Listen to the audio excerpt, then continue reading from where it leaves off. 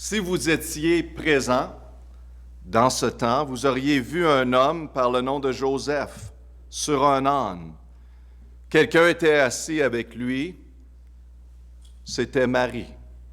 Ils sont venus d'une grande distance en route vers une ville située sur une colline, la ville de Bethléem.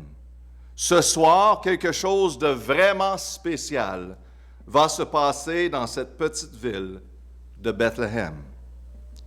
Luc 2,4, Joseph aussi, montant de Galilée en Judée, de la ville de Nazareth à la ville de David, nommée Bethléem, parce qu'il était de la maison de la famille de David.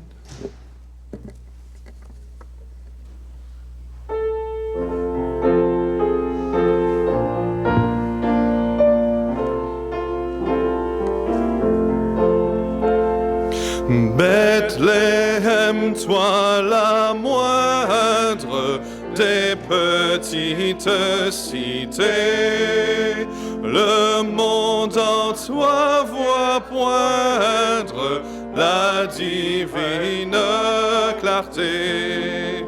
Une nouvelle étoile resplendit dans les lieux et déchire le voile qui nous cachait les cieux. Dans les murs vient de naître une vierge l'enfant, les anges d'apparaître dans la nuit triomphante. Gloire à Dieu sur la terre, un sauveur nous est né. Gloire à Dieu, gloire au Père, Jésus nous est donné. Suivons Joseph et Marie dans la ville de Bethléem.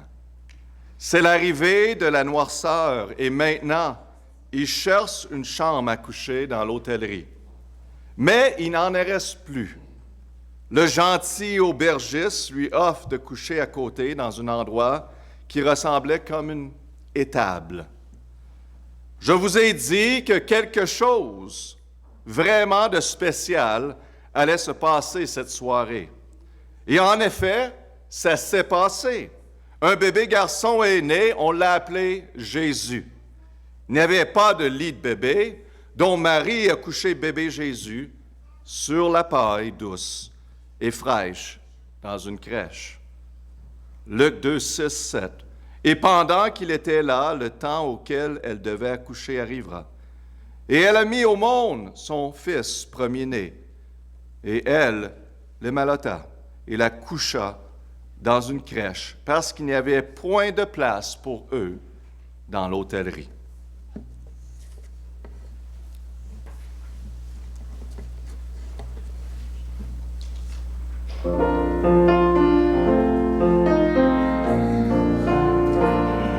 Voici Noël, ô douce nuit, l'étoile est là qui nous conduit. Allons donc tous avec les mages, porter à Jésus nos hommages, car l'enfant nous est né, le Fils nous est donné. Voici Noël, ne craignons pas, car Dieu nous dit, paix ici-bas, bienveillance envers tous les hommes, pour nous aussi tels que nous sommes. Un sauveur nous est né, le Fils nous est donné. Jésus est endormi dans la crèche, dont allons à la colline proche de Bethléem, où les bergers s'occupaient des brebis. Tout à coup, les bergers sont effrayés. Une grande lumière brille dans le ciel. Même les animaux sont silencieux et immobiles. L'ange se présente et leur dit, « N'ayez point de peur, car je vous annonce une grande joie qui sera pour tout le peuple. C'est qu'aujourd'hui, dans la ville de David, un sauveur qui est le Christ, le Seigneur, vous est né. » Luc 2, 8, 10. Or, il avait dans la même contrée des bergers qui couchaient au champ et qui gardaient leurs troupeaux pendant la veille de la nuit. Et voici un ange du Seigneur se présentait à eux, et la gloire du Seigneur resplendit autour d'eux. Ils furent saisis d'une grande peur, alors l'ange leur dit, « N'ayez point de peur, car je vous annonce une grande joie, qui sera pour tout le peuple. C'est qu'aujourd'hui, dans la ville de David, un sauveur, qui est le Christ, le Seigneur, vous est né. »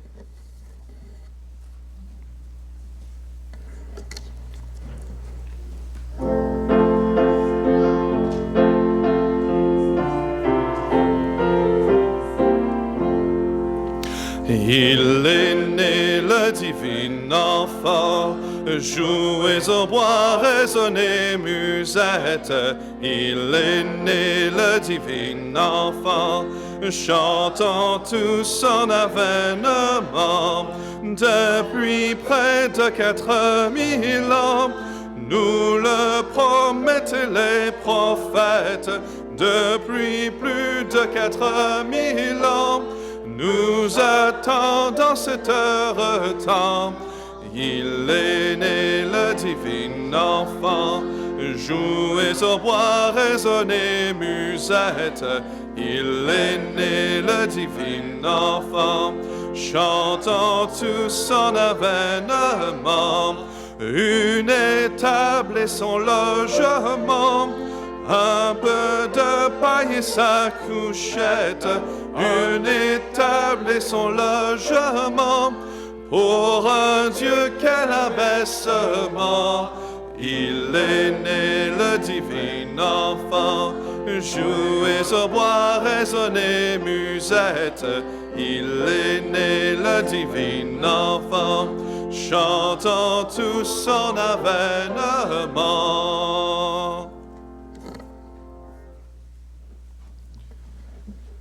Les bergers demandent à l'ange où trouver l'enfant Jésus. L'ange leur dit d'aller à la crèche. Aussitôt qu'ils quittent, le ciel est rempli avec des anges qui chantent. Gloire à Dieu dans les lieux très hauts, paix sur la terre, bonne volonté envers les hommes. Les bergers s'en vont vers la crèche rapidement, afin de voir le Sauveur Jésus-Christ, le Seigneur. Dans Luc 2, 12 à 16. Et ceci vous servira de signe.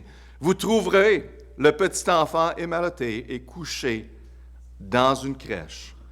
Et au même instant, il y a eu avec l'ange une multitude de l'armée céleste, louant Dieu et disant « Gloire à Dieu dans les lieux très hauts, paix sur la terre, bonne volonté envers les hommes. » Et quand les anges se furent retirés d'avec eux dans le ciel, les bergers se dirent les uns aux autres, « Allons donc jusqu'à Bethléem et voyons ce qui est arrivé, ce que le Seigneur nous a fait connaître. » Il allèrent donc en hâte et trouvera Marie et Joseph et le petit enfant qui était couché dans la crèche.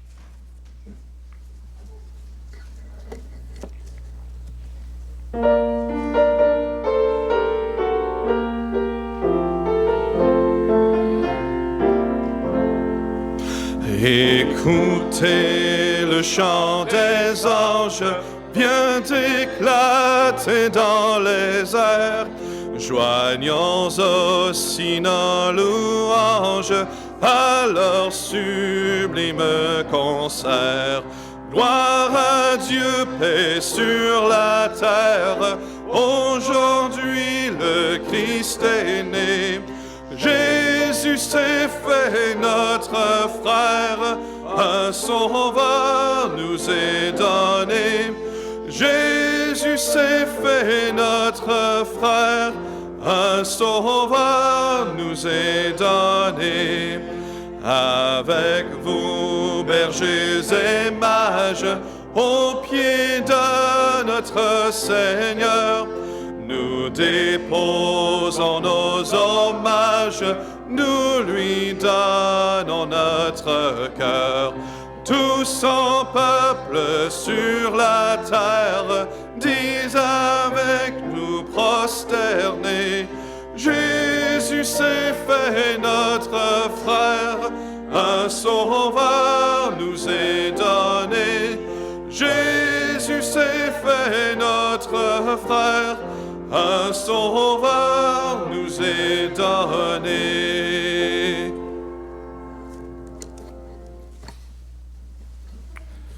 Maintenant, une étoile brille dans le ciel, très loin des hommes. Vois cette étoile.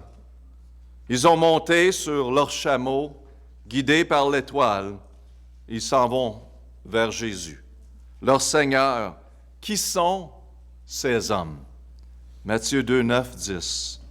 Eux donc, ayant entendu le roi, s'en allèrent. Et voici l'étoile qui avait vu en Orient devant eux, jusqu'à ce qu'étant arrivée sur les lieux où était le petit enfant, elle s'est arrêtée.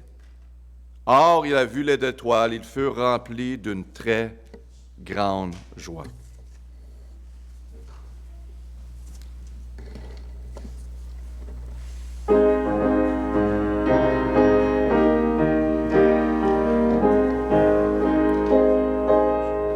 Salut, blanche étoile, au plus haut du ciel rayonne sans voile, splendeur de Noël. Venez, tendre enfance, qu'un chant d'espérance. Venez, tendre enfance, qu'un chant d'espérance de vos cœurs s'élance jusqu'à l'éternel. Le Fils adorable,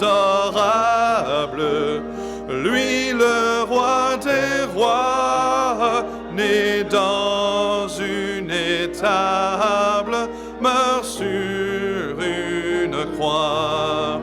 Sa grâce fidèle pardonne aux rebelles. Sa grâce fidèle pardonne aux rebelles. Jésus nous appelle, écoutons sa voix. Les hommes sur les chameaux, ce sont les mages, des hommes sages. Pourquoi? Ils lisaient et croyaient la parole de Dieu. Ils recherchaient Jésus, ils reconnaissaient la valeur de Christ. Ils s'humiliaient pour adorer Jésus et obéissaient à Dieu plutôt qu'à l'homme. Vous savez que le roi de ce temps, Hérode, qui était méchant, voulait utiliser les mages pour trouver l'enfant Jésus. Non pour l'adorer, mais pour le tuer. Donc, ils ont obéi à Dieu. C'était vraiment des hommes sages. Leur long voyage était pour voir l'enfant Jésus et lui présenter 3 cadeaux. Le premier cadeau de Noël qui a été donné. Un cadeau de l'or, un cadeau de l'encens et un cadeau de la myrrhe. Ils offrent ces cadeaux en se prosternant devant lui pour l'adorer. Matthieu 2, 11. Et étant entrés dans la maison, ils trouvèrent le petit enfant avec Marie, sa mère, et se prosternant devant lui, ils l'adorent. Et ouvrant les trésors, ils lui présentèrent des dons de l'or, de l'encens et de la myrrhe.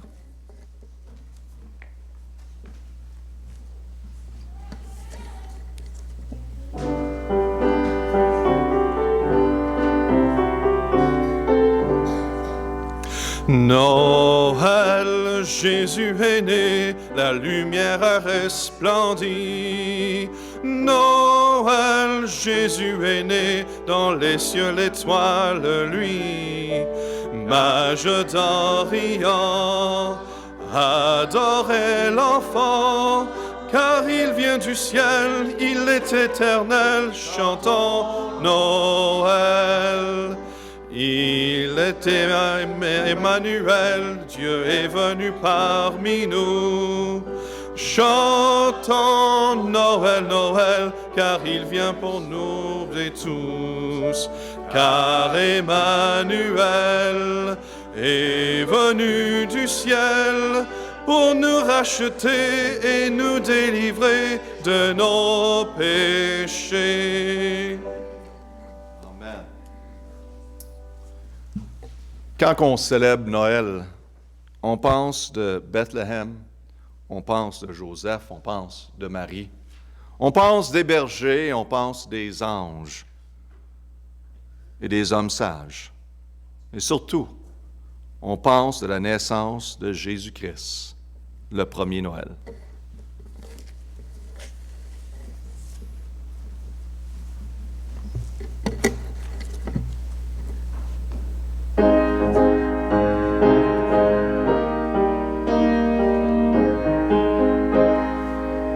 Sur la paille fraîche. Est-ce qu'on est sur la même? Peuple fidèle, page 93. Ah, j'avais 90. 93. Au peuple fidèle. Une version différente. Si tu peux recommencer, merci.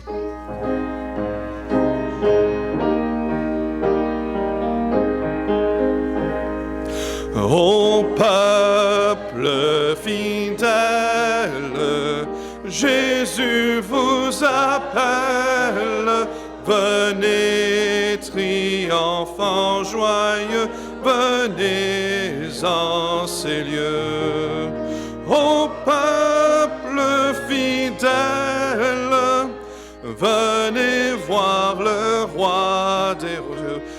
Votre amour l'implore, que votre foi l'adore, et qu'elle chante encore ce don précieux. C'est le 3, c'est bon. D'accord. On va prier ensemble, notre Père. Te remercie pour l'histoire de Noël. Jésus qui est venu, qui a été célébré parmi plusieurs. Et c'était vraiment l'attente de la prophétie. Les hommes sages le savaient.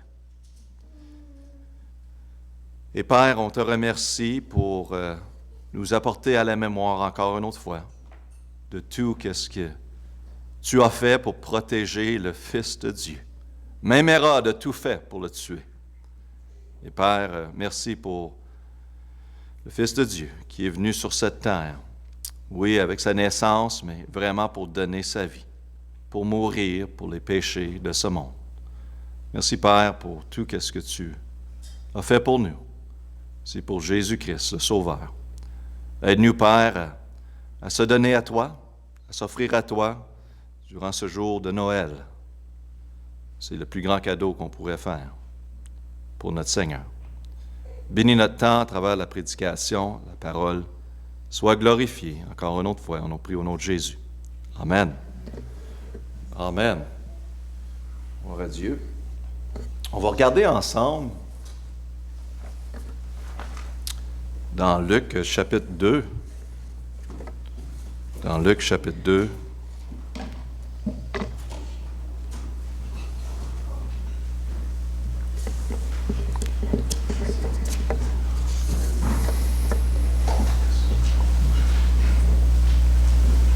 La Bible nous dit dans Luc chapitre 2, versets 10 et 11, « Alors l'ange leur dit, « N'ayez point de peur, car je vous annonce une grande joie, qui sera pour tout le peuple. » Verset 11, c'est aujourd'hui, dans la ville de David.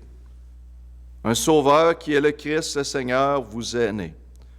Vous savez que la naissance de Jésus-Christ était la plus grande nouvelle. C'était l'accomplissement de prophéties qui a été écrit plus que 1000 années avant.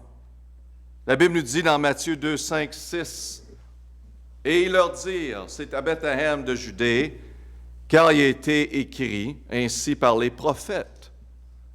Et toi, Bethléem, terre de Juda, tu n'as pas la moindre entre la principale ville de Juda, car c'est de toi qui sortira le conducteur qui paîtra Israël, mon peuple. » Vous savez que les mages connaissaient cette prophétie. Quand le méchant roi Hérode l'a entendu, il se sentait menacé par l'arrivée de Jésus, le bébé. Donc, il fait tout pour le tuer et s'en débarrasser. Bien sûr, il a essayé d'engager les mages. Allez faire mon travail pour moi. Je veux vous dire que je veux le glorifier lui-même. Allez chercher ça, ce Jésus-là. Moi, je veux le glorifier. Vous savez que la Bible nous dit dans Matthieu 2, 7 et 8, « Alors Hérode, ayant appelé en secret les mages, déjà là, en secret, s'informant d'eux exactement du temps auquel avait paru l'étoile. Et les envoya à Bethléem, il leur dit, « Allez et informez-vous exactement du petit enfant, et quand vous l'aurez trouvé, faites-le-moi savoir, afin que j'y aille aussi, et que je l'adore moi-même. » La naissance de Jésus était vraiment la plus grande nouvelle. Qu'est-ce qui était le plus grand événement dans le monde? Je trouve incroyable que Dieu a choisi d'utiliser des simples choses pour la naissance de Jésus. Le Sauveur, le Seigneur. Vous allez voir à travers de l'histoire de Noël, Dieu a utilisé des simples choses. Et on va prier ensemble que le Seigneur nous aide à travers de sa parole. Père éternel, on te remercie pour la simple histoire de Noël, mais encore très puissant, Père, que tu aies utilisé des choses de base et de simple, afin que tu sois glorifié. Aide-nous à réaliser que, Père, tu utilises des choses simples, bases, pour te glorifier. Souvent, on regarde à nos vies et on essaie d'atteindre un certain niveau pour vraiment atteindre Dieu. C'est un mensonge. Dieu, tu nous utilises où que nous sommes et tu fais un travail à travers de nous. C'est toi en nous qui fais la différence. Aide-nous, Père, à comprendre ceci. Sois glorifié au nom de Jésus. Amen. Dans l'histoire de Noël, on voit comment Dieu utilise des petites choses pour accomplir ses plus grandes œuvres. Notez que dans les yeux de l'homme, il n'avait rien de grand dans cette histoire. Dans ce temps, l'homme a ridiculisé, même, il a tout fait pour discréditer. Ils ont essayé de mettre fin à Jésus à travers de quelques reprises, et finalement, ils ont pensé de mettre fin à Jésus quand ils l'ont crucifié, mais non, pas du tout. Une bonne nouvelle ce matin, on a un Dieu qui voit les choses différentes. Des hommes, dans l'histoire de Noël, le Seigneur utilise des choses simples pour faire des grandes choses. Premièrement, Dieu a utilisé des personnes simples. Marie, elle était une jeune fille juive de Nazareth. Elle était pauvre. Elle n'était pas une princesse, d'aucune statut d'importance. Elle n'était pas connue parmi le monde. Par contre, elle a donné naissance à Jésus. Même elle a adoré Jésus. Marie ne doit pas être adorée. Joseph, il était un charpentier de Nazareth. Il était un homme simple et Dieu l'a choisi. Lui et Marie, pour être les parents du Fils de Dieu sur cette terre. Les bergers, de toutes les personnes, imaginez-vous, L'ange du Seigneur annonce l'arrivée du Christ à des simples bergers, éloignés dans un champ, des humbles bergers. La Bible nous dit dans Luc 8, 9, 10, 11, « Or, il y avait dans le même country des bergers qui couchaient au champ et qui gardaient leurs troupeaux pendant la veille de la nuit. Et voici un ange du Seigneur se présentant à eux, et la gloire du Seigneur répandit autour d'eux. Ils furent saisis d'une grande peur. Alors l'ange leur dit, « N'ayez point de peur, car je vous annonce une grande joie, qui sera pour tout le peuple. C'est aujourd'hui, dans la ville de David, un sauveur, qui est le Christ, le Seigneur, vous est né. » Imaginez-vous, vous êtes des bergers et Dieu vous utilise pour vous donner cette nouvelle. Il a envoyé un ange. Voyez comment le Seigneur utilise des simples personnes qui font leur responsabilité dans la vie, qui restent humbles devant Dieu. Amen. Et Dieu va les chercher quand il a besoin d'eux. Dieu va se manifester. Le premier Noël n'est pas arrivé à les riches et à les célèbres, mais à les simples. Même les apôtres qui ont été choisis par Jésus. Écoutez le témoignage que les autres du temps ont dit à propos de ces apôtres. Actes 4.13, la Bible nous dit, « Voyant la hardiesse de Pierre et de Jean, et sachant que c'étaient des hommes sans lettres. » Vous savez ce que ça veut dire? Il n'était pas éduqué. Il n'avait pas l'éducation des autres. Et du commun peuple, ils étaient dans l'étonnement et ils reconnaissaient qu'ils étaient avec Jésus. Ces hommes simples, ces hommes communs, avaient le pouvoir et la sagesse de Dieu. Et les autres le reconnaissaient en eux, qu'il y avait quelque chose de spécial. Que Dieu prenait des hommes qui n'avaient pas l'éducation que les autres avaient, mais ils avaient tellement de sagesse. Vous savez pourquoi? Parce que leur vie était saturée dans la parole de Dieu. De la vivre, c'est tout.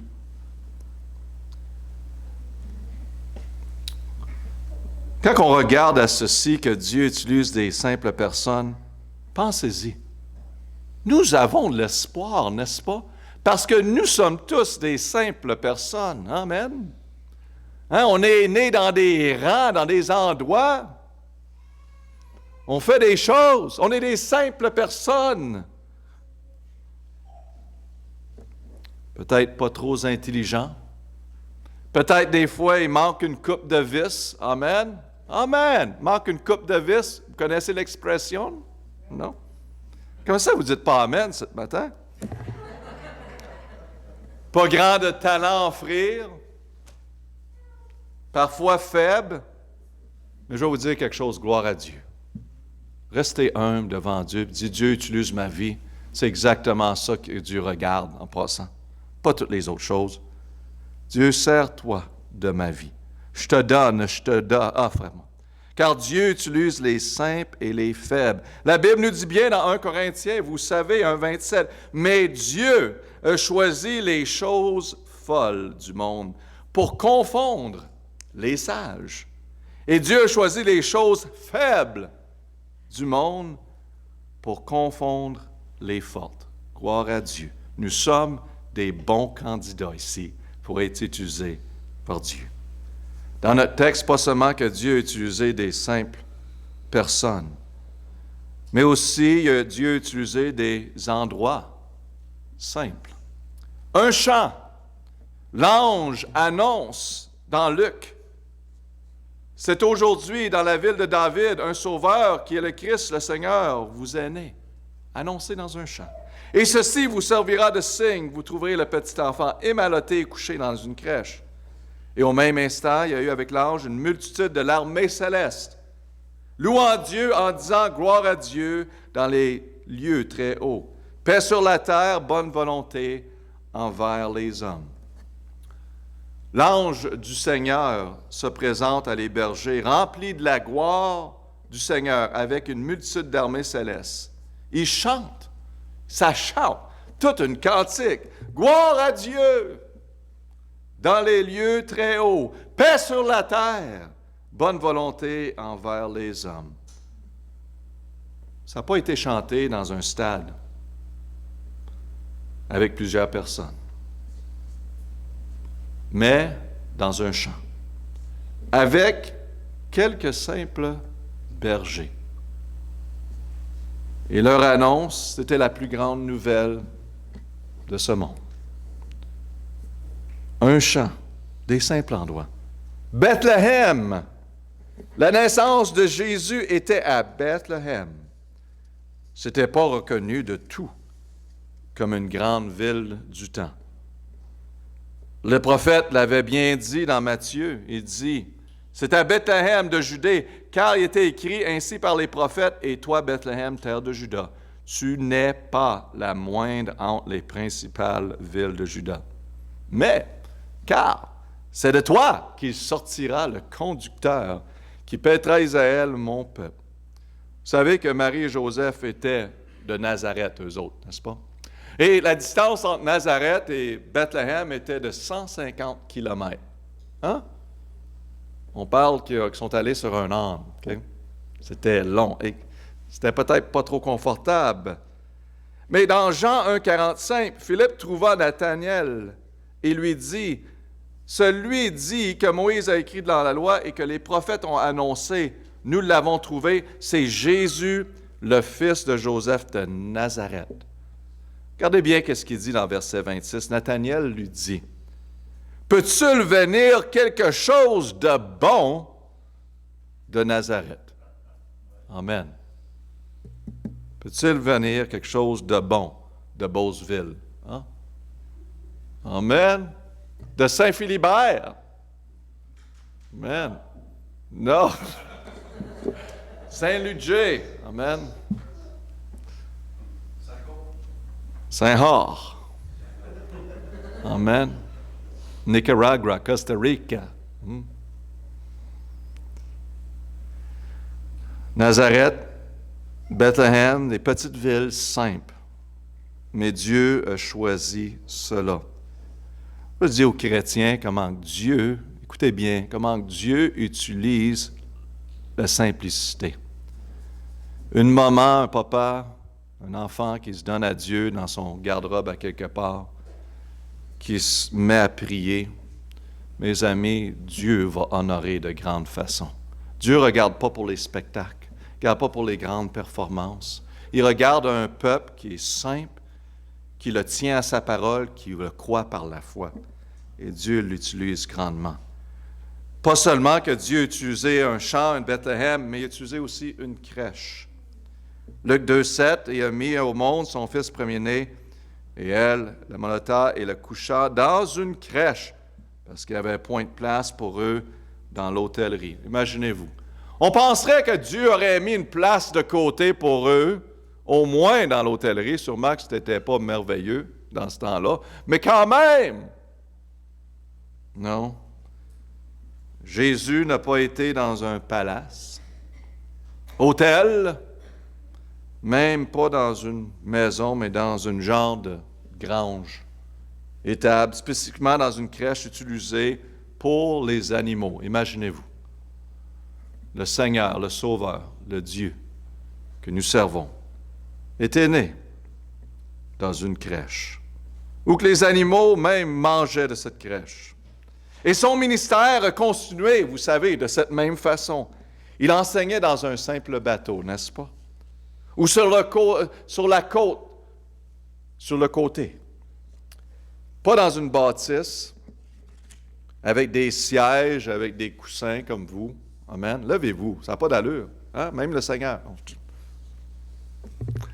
Des simples endroits. Amen. Dieu a utilisé aussi un message simple et puissant. Pas seulement des simples endroits, des simples personnes, mais son message reste toujours simple et puissant. J'aimerais utiliser une présentation que j'avais faite et je trouve que ça s'appliquerait bien pour le temps de Noël. Le salut, c'est la raison pourquoi Jésus est venu. C'est le plus grand besoin de l'humanité. Si l'éducation était le plus grand besoin de l'homme, Jésus serait venu sur terre en tant qu'éducateur. Si c'était de l'argent, le plus grand besoin de l'homme, il serait venu en tant qu'économiste ou banquier. Si c'était la paix, il serait venu en tant que diplomate. Quel est alors le plus grand besoin de l'humanité? Jésus l'a bien dit, je suis venu chercher et sauver ce qui était perdu. Le plus grand besoin de l'humanité, c'est le salut. C'est pour cette raison qu'il est venu en tant que sauveur. La parole de Dieu enseigne au début jusqu'à la fin qu'il n'y a que deux catégories de personnes sur terre, sauvées ou perdues. Un jour, vous vous tiendrez devant Dieu et ce qui est le plus important de se demander maintenant, suis-je sauvé ou suis-je perdu? La Bible nous dit, je vous ai écrit ces choses afin que vous croyiez au nom du Fils de Dieu, afin que vous sachiez, maintenant, vous pouvez le savoir, que vous avez la vie éternelle et afin que vous croyiez au nom du Fils de Dieu.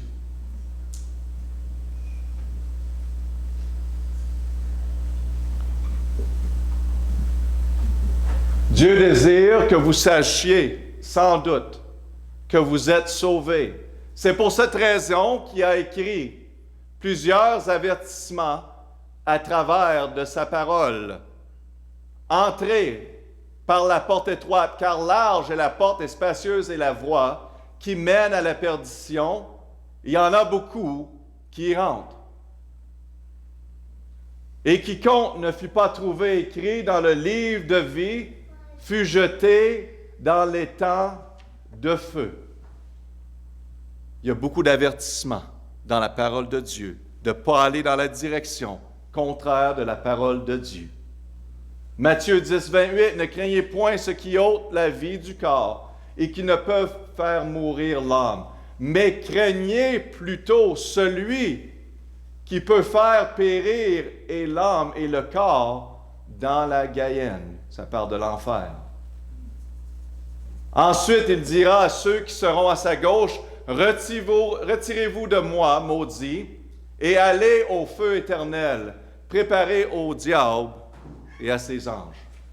Celui qui croit en lui n'est point condamné, mais celui qui croit point déjà condamné, parce qu'il n'a pas cru au nom du Fils unique de Dieu.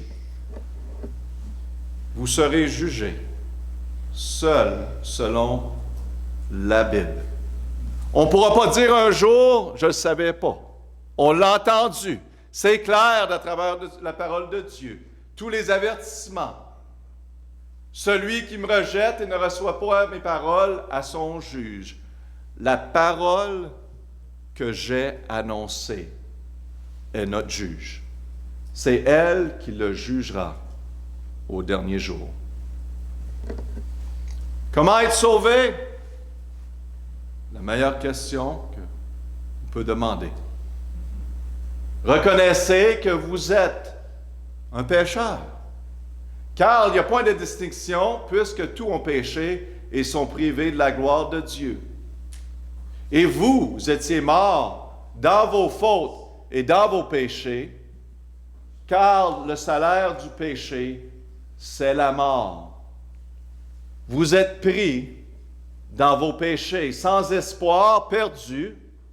Et si vous continuez dans vos voies à la mort, vous serez séparés de Dieu pour l'éternité, condamnés à la mort éternelle qui est l'enfer.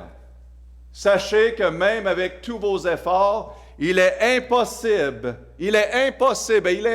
de s'en sortir par vous-même. Mais il y a un seul moyen de s'en sortir. L'homme pense que la solution pour s'en sortir, donc dans un sens, il va prendre son échelle. Il va le faire par ses œuvres. La réponse, non. C'est impossible. Il va essayer d'obéir. Quand on demande la question, est-ce que tu es sauvé? La personne va répondre, Ah, moi j'obéis, moi je donne, moi je fais du bon, moi j'aime les autres, moi je suis la loi de Dieu, je suis religieux, j'ai été baptisé, je suis les commandements. La liste continue. Mais la Bible a la réponse, car vous êtes sauvés par la grâce, par le moyen de la foi. C'est le moyen d'aller à Dieu. Le moyen de salut est par la foi, pas ces autres choses-là. Et cela ne vient pas de vous, c'est le don de Dieu. Il n'y a rien que vous pouvez faire pour atteindre la vie éternelle. Cela revient, c'est le... Peux-tu revenir? Car ce n'est point par les œuvres afin que personne ne se glorifie. L'homme ne peut rien faire pour mériter le salut. Reconnaissez que vous ne pouvez pas mériter la vie éternelle, car le salaire de péché, c'est la mort, mais le don de Dieu, c'est la vie éternelle en Jésus-Christ, notre Seigneur. La vie éternelle est un don, et vous ne pouvez rien faire pour le mériter, il reste à recevoir. C'est le temps de Noël, c'est le temps des cadeaux. Et si j'aurais un beau cadeau enveloppé pour vous, je voudrais vous le donner, j'ai payé pour, j'ai fait tous les efforts nécessaires afin que vous puissiez l'avoir, puis je veux vous le donner. Est-ce que vous allez dire, non, hey, je vais travailler pour ça, fais pas ça? Ah, je dois le mériter. Non, il reste quoi? Oh, vous pouvez dire, hey, qui est beau ton cadeau, hey, merci d'avoir pensé à moi. Merci, pasteur, merci. Mais il n'est pas à vous ce cadeau jusqu'à temps que vous décidez de quoi? De le recevoir. Simplement l'accepter, le recevoir. Et c'est ça la vie éternelle. Il n'y a rien que vous pouvez faire pour le mériter. Il reste avec humilité de reconnaître que je suis un pécheur perdu. Il n'y a rien que je peux faire pour m'en sortir, mais de recevoir le don de la vie éternelle. Question à se demander. Si le moyen du salut est mérité par nos œuvres, pourquoi Jésus-Christ a donné sa vie sur la croix? Pourquoi? Parce qu'il savait qu'il n'y a rien qu'on peut faire. Mais l'homme pense encore aujourd'hui qu'il peut mériter ses œuvres. Ça veut dire que Jésus-Christ a perdu son temps et sa vie sur la croix si on est capable d'aller au ciel sans lui.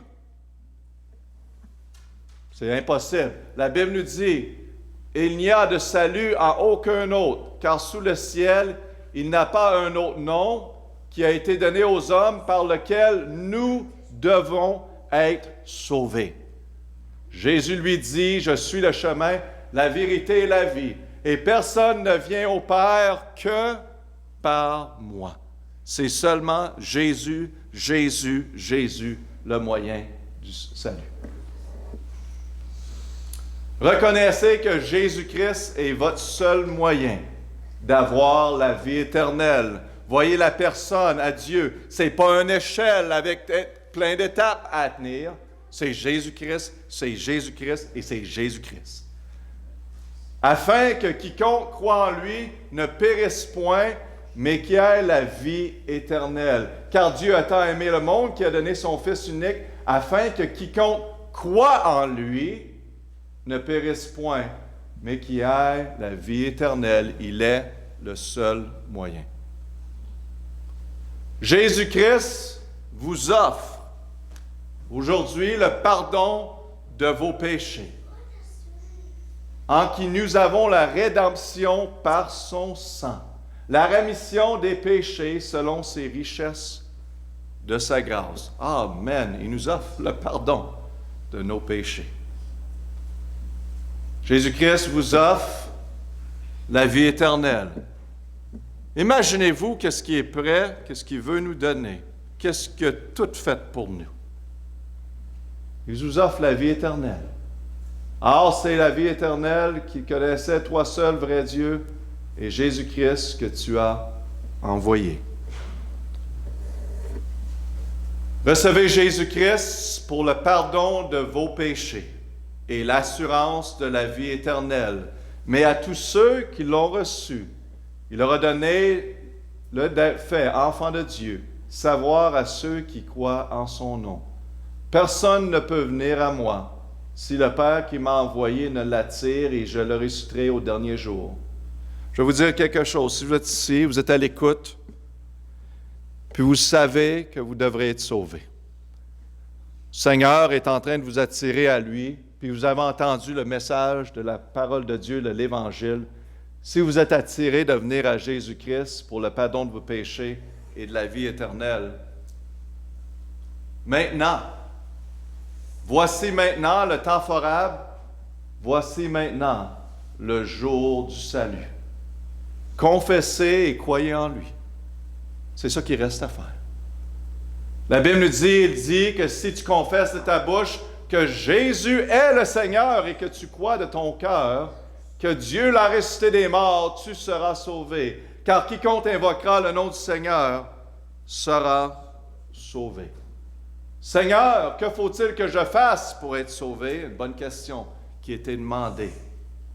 Lui dire, crois au Seigneur Jésus-Christ et tu seras sauvé. Jésus lui a pas donné toute une liste de choses. Il dit croire en moi. Je suis le seul moyen. Selon la Bible, vous devez confesser Jésus-Christ de votre bouche et de votre cœur, croyez en lui pour le pardon de vos péchés et l'assurance de la vie éternelle. Si votre désir, c'est d'être sauvé, veuillez maintenant confesser et croire en disant quelque chose de cette façon. Seigneur, selon ta parole, je sais que je suis pécheur, je sais que je suis perdu, sans espoir, mort dans mes péchés. Et aujourd'hui, je suis convaincu maintenant que Jésus-Christ est le Sauveur et qu'il n'y a rien que je peux faire par mes propres efforts pour être sauvé.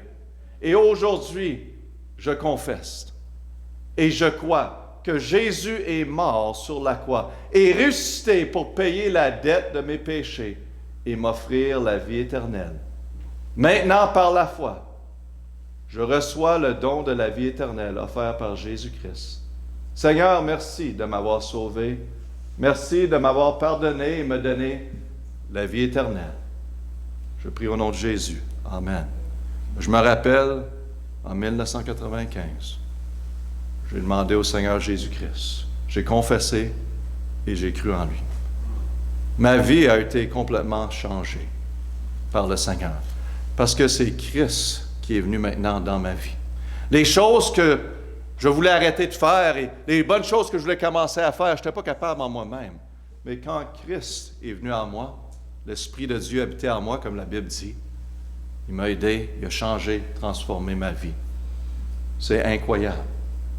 Comme des milliers de personnes, je vous encourage de donner votre vie et de le confesser et de croire en lui. C'est le don de la vie éternelle et c'est offert pour vous aujourd'hui. On va prier. Notre Père, Seigneur, on te remercie que tu utilises les simples personnes, les simples endroits. Et le message est tellement simple et puissant. Père, tu nous offres la vie éternelle. Tu nous le donnes gratuitement. Tu nous offres le pardon des péchés. Si on choisit de croire en toi, te confesser, te recevoir dans notre vie. Et Père, tu es là, tu nous attends. Et si quelqu'un est à l'écoute aujourd'hui, maintenant est le temps favorable pour vous de recevoir Jésus-Christ comme Sauveur. Attendez pas. Suite à la réunion, restez autour, venez m'en parler, ça me fera plaisir. Si vous parlez à quelqu'un d'autre, salut. Je vous encourage de ne pas sortir de ces portes et être toujours perdu. La question, suis-je sauvé ou suis-je perdu? Et chrétiens, aujourd'hui, aide-nous à réaliser que Dieu utilise les choses qui sont simples. Retournons en prière dans notre garde-robe.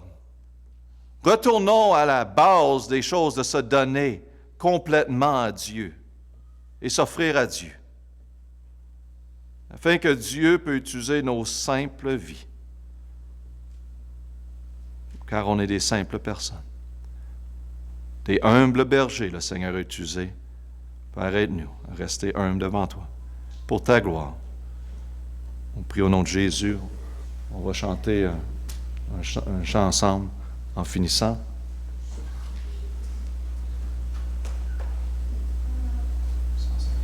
On peut tourner à page 150.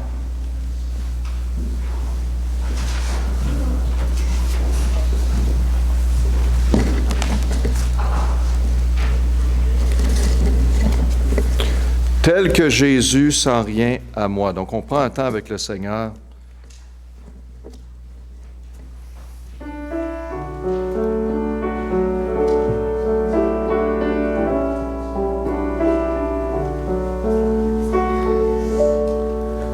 Tel que je suis sans rien à moi, sinon ton sang versé pour moi et ta voix qui m'appelle à toi, agneau de Dieu, je viens. Attends une seconde, on va chanter un autre, mais tu sais, le Seigneur, c'est lui qui nous appelle. Amen. C'est lui qui travaille dans nos cœurs. Comme on a dit, c'est l'Esprit de Dieu qui nous appelle. Le Seigneur, je m'en rappelle, quand j'ai dit je suis venu au Seigneur, que le Seigneur me disait, Alain, c'est le temps. C'est le temps de te donner à Dieu. Pourquoi tu t'attends? Et je vous encourage, si le Seigneur tire dans votre cœur, ne mettez pas ça de côté. Venez à lui. Amen. On va chanter le 4e. Tel que je suis, ton grand amour a tout pardonné sans retour. Je veux être à toi, Père,